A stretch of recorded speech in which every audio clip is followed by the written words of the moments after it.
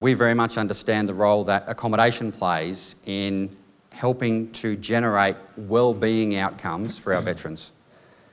There's a big health component to what we talk about with the Repat, absolutely, but I think there's a great opportunity to really expand and explore some of those well-being options. We run a homeless veteran program, so we've got the residential care space with 2 residential care facilities, but we run a homeless veteran program for working age veterans. Our program is called Andrew Russell Veteran Living. That soldier there is Andrew Russell. Andrew was a sergeant in the Special Air Service Regiment. He was killed on the 16th of February in 2002 on patrol in Afghanistan. Now, the connection with Vietnam is relevant. We sent 60,000 people to Vietnam, and we think about the impact that that culture of that Vietnam veterans had on our society with those 60,000 troops. Well, we've since sent 72,000 troops to operations to the likes of Iraq and Afghanistan. It's actually a large population of working age veterans that will work their way through our systems for the next 80 years. Through our program, Andrew Russell Veteran Living, we provide 48 units in support of predominantly working age veterans, and in particular, these units here, these 10 units, are very modest bed-sit style units, and they are at the sharp end intervention for veteran homelessness. So we use these units to pull veterans out of cars, to pull veterans out of violent situations at home, we've currently got a veteran who's with us on home detention out of prison. The average length of residency in this part of our program is about 100 days. So that's about how long it takes us to find a solution that's relevant to that veteran, which could be everything from some permanent accommodation with us in our other units that we have around metropolitan Adelaide and out in Wallaroo. Could be reacquainting them with their families, or indeed supporting them to get into their own long-term housing solution. Of relevance, Sue mentioned, and as did the Minister, the Jamie Larkham Centre and the important role that that plays. Jamie Larkham Centre is the Veteran Mental Health Centre at Glenside. It's a fantastic facility and a fantastic service.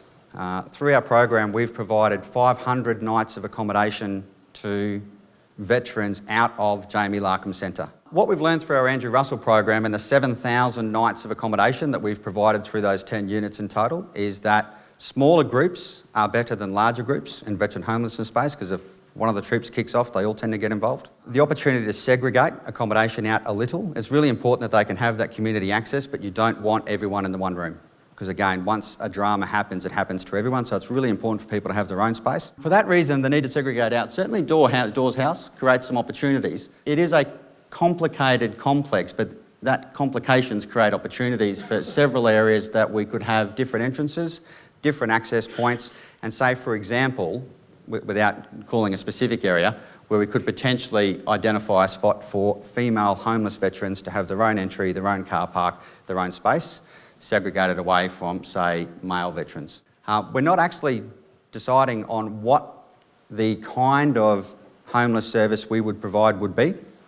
Very much I'm talking about that contemporary working age veteran, but the largest growing population of homeless people in Australia at the moment is elderly women over 65. There's around 6,000 veterans, aged 60 to 80 in South Australia. Most of those are the Vietnam vet population, so we've got quite a few Vietnam vet ladies in that classic bracket where they could be and are vulnerable to homelessness.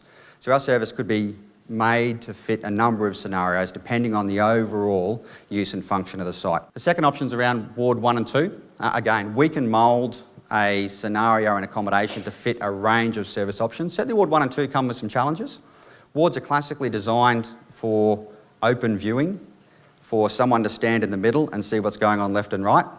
And for reasons that I've explained, that's not necessarily the best kind of accommodation in a homelessness scenario where you want people to feel safe and secure in their own space. We come to the area, as Brendan described, this very important area of remembrance and commemoration for the site, being the chapel, the SPF hall and the Peace Memorial Gardens. With my RSL care hat back on again, being an aged care provider, I'm very encouraged by the models that have aged care reflected on site and the provision of acute mental health services for the elderly.